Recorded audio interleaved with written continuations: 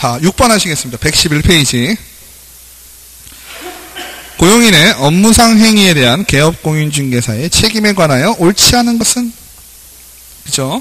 소속공인중개사 또는 중개보조원이 업무상 행위는 그를 고용한 개업공인중개사의 행위로 본다. 맞죠? 소속공인중개사 2번 소속공인중개사 또는 중개보조원이 고의 또는 과실의 업무상의 행위로 중개 의뢰인에게 재산상의 손해를 입힌 경우 개업공인중개사는 관리 관도상의 주의무를 다한 경우 손해배상 책임이 없다. 이거 중요한 얘기가 되겠죠. 그죠? 지금 나온 거는 주제가 뭐예요? 손해배상 책임이죠. 민사적 책임이잖아요. 민사적 책임은 빠져나올 수 있는 방법이 있다 그랬어요? 없다 그랬어요?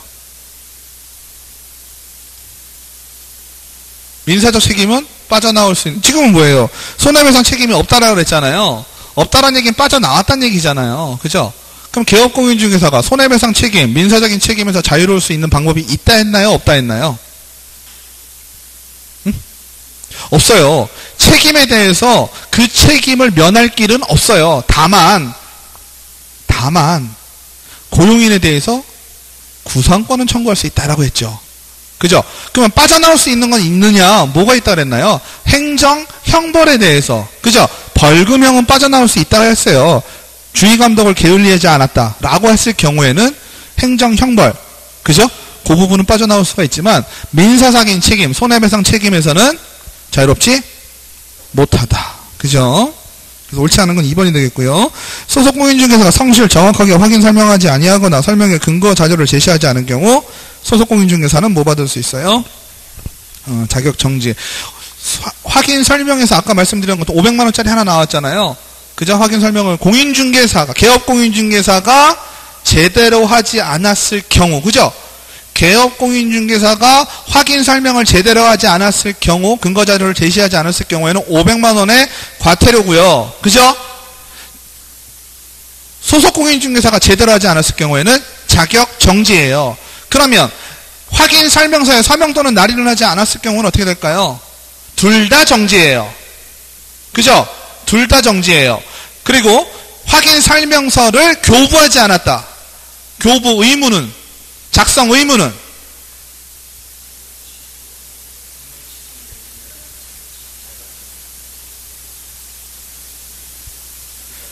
중개대상물 확인 설명서 작성 의무.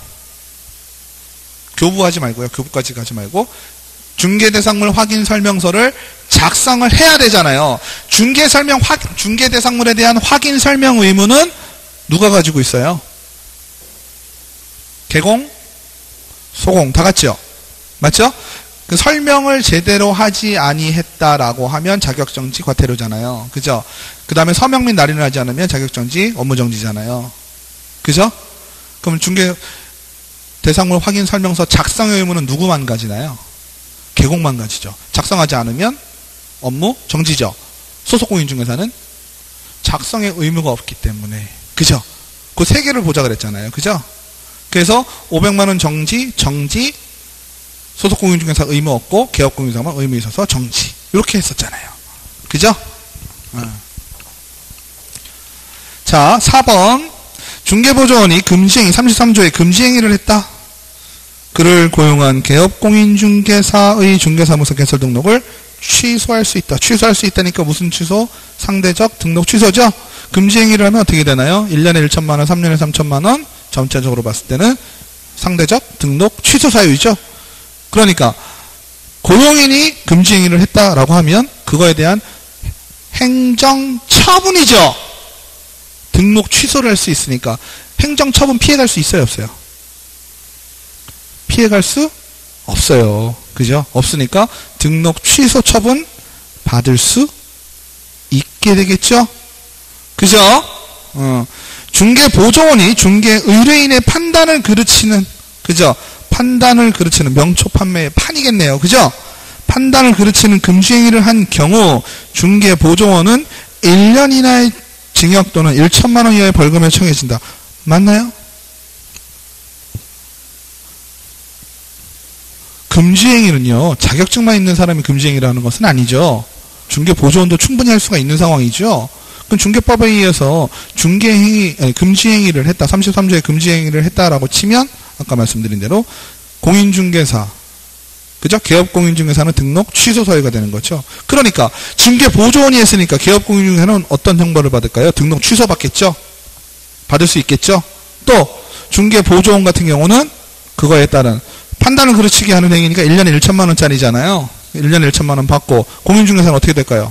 등록 취소 처분 받을 수 있고 그거 받고 또 벌금 1,000만 원 이하 받을 수 있죠. 그죠? 1,000만 원 이하 받을 수 있는데 1,000만 원은 빠져나올 수 있다 했죠? 그죠? 주의를 게을리하지 않았을 경우. 그죠? 그러니까 여기서는 뭐예요? 중개보조원이 1,000만 원의 벌금에 처해진다. 그럼 맞는 얘기가 되는 거지. 중개보조원도 1년에 1천만 원 해당 사항이 된다. 체크해 두셔요. 6번. 개업공인중개사 갑과 그가 고용한 소속공인중개사 A, 중개보조원 B에 대한 설명으로 틀린 것은 A가 중개의뢰인의 판단을 그르치게 하는 금지 행위를 한 경우 A는 자격 정지 사유에 해당이 된다. B, 중개의뢰인의 판단을 그르치게 하는 금지 행위를 한 경우 B는 행정처분을 받지 않는다.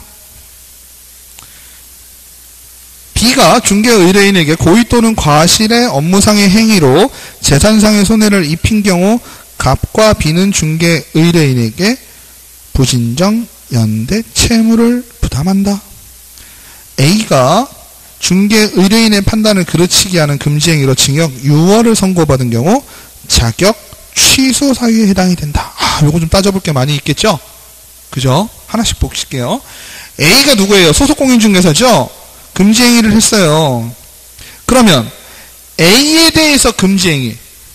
원래는 뭐예요? 금지행위면 등록을 취소할 수 있다 그랬죠? 그죠? 그건 누구예요? 사장님이잖아요. 사장님은 등록을 취소하는 게 자격증 뺏는 거 다음으로 센 거죠? 그죠?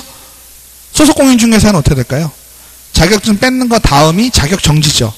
그러니까 소속공인중개사는 자격정지 처분이 합당해요? 안 해요? 합당합니다. 아시겠죠? 맞아요? 사장님은 어떻게 되겠어요? 등록 취소당할 수 있는 거예요. 맞죠? B, 중개의뢰인. 이게 자격증이 없는 중개보조원이죠. 금지행위라는 사람 행정처분 받을 게 있어요? 없어요? 중개보조원. 받을 게 없으니까 행정처분은 받지 않아요. 행정처분이라면 자격정지, 업무정지, 등록 취소 이런 걸 얘기하는 거잖아요. 그죠?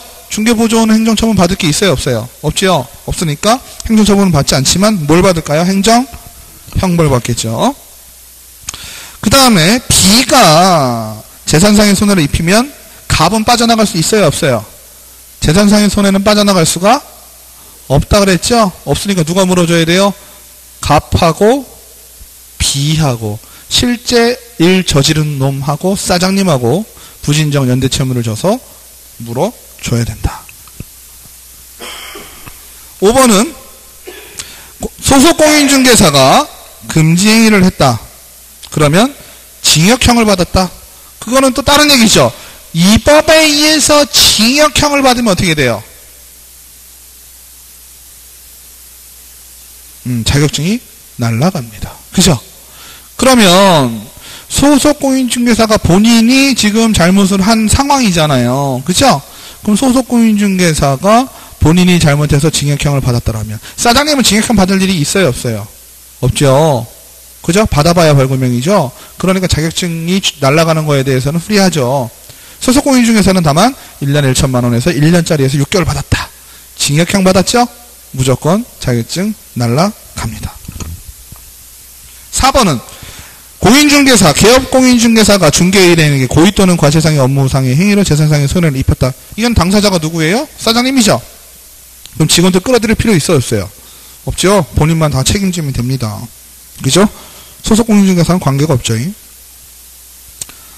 8번 개업공인중개사가 그를 고용한 중개보조원 을에 대한 설명으로 틀린 것은 중개보조원이 중개 업무를 수행과는 무관하게 지나가던 행위를 폭행하여 200만원. 볼 것도 없죠. 사장님 책임 없죠. 3번 을이 주로 중개 업무를 수행하고 갑은 거래계약서에 서명 및 날인말을 등 한 경우 등록증 대회에 해당할 수 있다. 이거는 많이 보셨죠? 그죠? 갑이 사장님이 의뢰 위반 행위를 방지하기 위해 상당한 주의와 감독을 게을리하지 않은 경우 갑은 양벌 규정이 적용되지 않으므로 벌금형을 선고받지 않는다. 이거 맞는 얘기죠? 제가 말씀드렸던 회피할 수 있는 방법. 그죠? 사장님이 피할 수 있는 건 요거 하나밖에 없어요. 4번. 을이 고의 또는 과실상의 업무상의 행위로 중개의뢰인에게 재산상의 손해를 입혔고 갑이 중개 의뢰인에게 그 손해배상을 한 경우, 이건 뭐야? 사장님이 대신 물어줬다는 얘기죠? 사장님이 중개보조원 대신 물어줬어요. 이런 경우 사장님은 중개보조원, 즉 직원한테 뭐 할 수 있다? 월급에서 딸 수 있다. 그죠? 구상권 청구할 수 있다 했어요. 2번, 을이 고의 또는 과실상의 업무행위로 중개의뢰인에게 재산상의 손해를 입힌 경우 갑은 중개 의뢰인에게 손해배상 책임을 지게 되지만 을은 손해배상 책임이 면제된다. 면제되는 것은 아닙니다. 그죠? 예를 들어서 손해를 입은 사람이 사장님한테는 청구 안 하고요. 중개보조원한테만 청구할 수도 있어요. 그죠? 둘 다 할 수도 있고 한 사람씩 각각 할 수도 있습니다. 그래서 9번은 그냥 보시면 될 것 같고요. 10번 볼까요? 10번. 10번이 참 또 간만에 저를 고민하게 만들었던 문제입니다. 고용인의 업무상의 다음 중 고용인에 대한 설명으로 옳은 거 고르래요. 고르라는 거 좀 어렵지 않아요? 골라보시죠. 첫 번째, 고용인이 업무상의 위반 행위로 500만 원의 벌금형을 선고받은 경우 그를 고용한 개업공인중개사도 고용인과 동일한 금액의 벌금형을 선고받는다. 맞아요? 동일한 금액은 아니죠. 동일한 수준이라고 보면 조금 비슷할까? 그죠? 네? 같은 레벨에. 그죠? 그러니까 500만 원 받았다고 사장님도 500만 원 받는 거 아니죠? 그 다음에 니은 양벌 규정에 따르면 개업공인중개사는 징역형을 선고받지 않기에 고용인의 업무상 위반 행위로 개업공인중개사의 공인중개사 자격이 취소되지 않는다. 맞죠? 징역형은 절대 안 받잖아요. 받아봐야 벌금형이고 벌금형마저도 양벌 규정에 의한 거는 결격에 해당되지 않으므로 그죠? 거기서 벌금형 받은 걸로 등록이 취소되거나 하지는 않는다. 딕은 넘어가고요. 리를 보실게요. 고용인의 고의 또는 과실상의 업무상 행위로 중개 의뢰인에게 재산상의 손해를 입힌 경우 중개 의뢰인은 개업공인중개사와 고용인에 대하여 연대 또는 선택적으로 손해배상 청구할 수 있다. 맞죠? 둘 다 하든지 한 명씩 하든지. 개업공인중개사가 고용인의 업무상 위반 행위를 방지하기 위하여 상당한 주의와 감독을 게을리하지 않은 경우 법정 벌금형의 2분의 1만큼 감형경한다. 이런 얘기는 들어보지도 못했죠. 그죠? 법정 벌금형의 2분의 1만큼은 감형하는 것이 아니라 어때요? 벌금형을 안 받을 수 있는 거죠. 피할 수 있는 거예요. 감형이 아니고요. 문제가 되는 것은 디귿입니다. 고용인의 업무상의 행위를 그를 고용한 개업 공인중개사의 행위로 추정한다라고 되어 있습니다.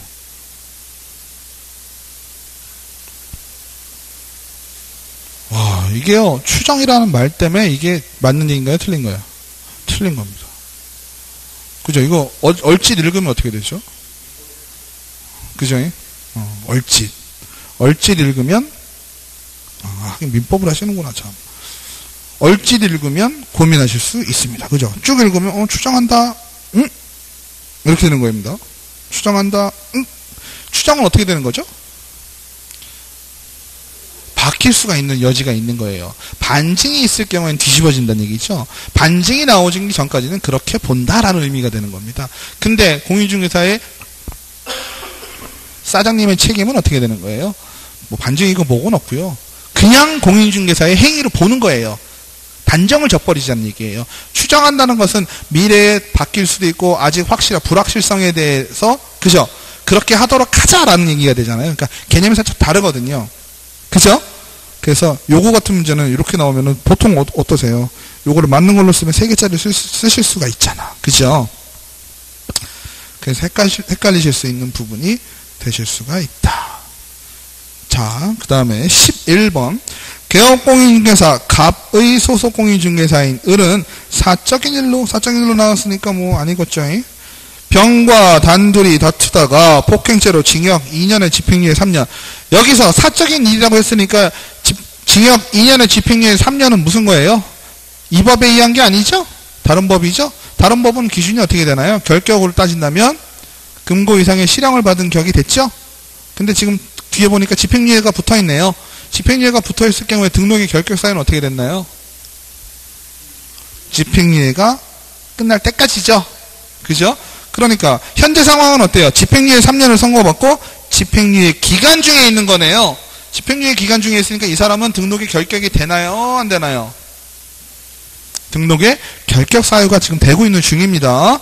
그래서 갑은 을이 병에게 가한 손해에 대해서도 배상 책임집니다. 갑은 누구예요? 사장님이잖아요. 근데 사적인 일을 싸웠으니까 외형상 봤을 때 중개 업무와 관련이 있나요? 없나요? 없죠. 없으니까 갑은 책임이 있어요? 없어요? 없죠. 을은 집행유예를 선고받았으면 을의 공인중개사 자격증은 당연히 취소된다. 야, 이러면 우울하죠. 그죠? 을이 뭐예요? 지금 뭘로 집행유예를 받은 거예요? 폭력 때문에 받은 거잖아요. 그죠? 폭력 때문에 받았으면 뭘로서 충분하겠어요? 자숙하는 정도로, 그죠? 자숙하는 정도로 충분하지, 내가 무슨 공인중개사법을 아주 심각하게 위반해가지고 자격증에 문제가 있는 건 아니잖아요. 그죠? 그럴 거면은 왜 면허증도 취소시키지? 그죠? 가지고 있는 자격 다 취소시키지. 그렇잖아요. 운전을 하다가 하면 면허 취소를 하는 게 당연하지만 공인중개사 자격증을 취소하는 건 말이 안 되는 얘기잖아요. 맞죠? 4번, 을이 벌금 이상을 선고받았으므로 갑의 등록은 취소된다. 관계없죠. 공인중개사법 위반이 아니고 개인적이니까 관계가 없고요. 갑은 양벌 규정이 1천만 원, 이것도 관계없죠. 3번, 을은 다른 기업 공인중개사의 중개보조원이 될 자격이 없다. 그죠? 왜 그럴까요? 등록에 결격 사유가 발생을 했으니까 집행유예 기간 동안에 어떻게 해라? 중개업은 쳐다보지도 말고 자숙해라. 그죠? 중개업 쳐다보지도 말고 집행유예 기간 동안 자숙을 좀 해라 라는 얘기가 되겠습니다.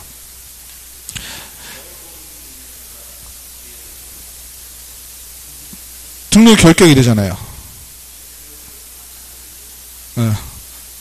등록 결격이니까 등록증 어떻게 되겠어요? 바로 날아가죠. 공인중개사법에 의해서만. 공부를 너무 많이 하시니까, 그죠? 공부를 너무 많이 하셔가지고요.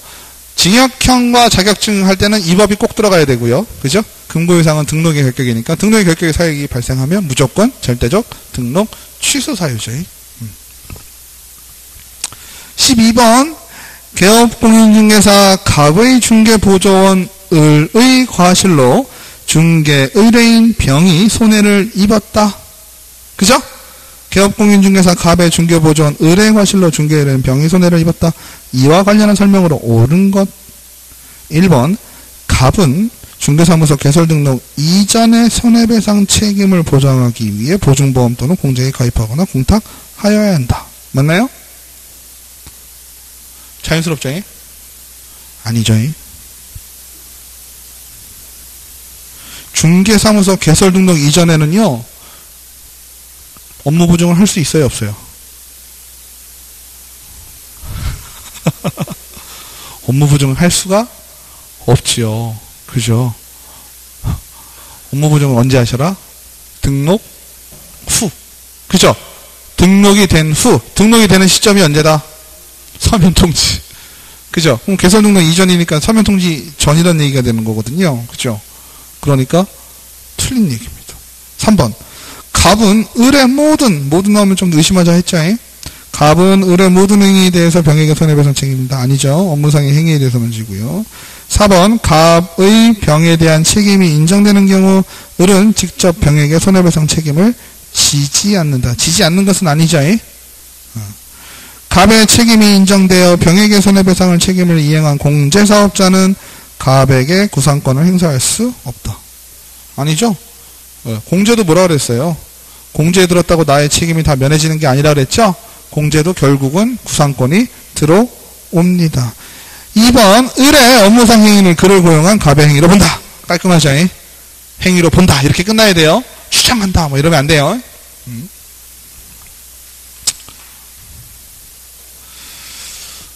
그래서 생각보다는 또 못 나갔는데 오늘 여기까지 하겠습니다. 네, 수고하셨습니다.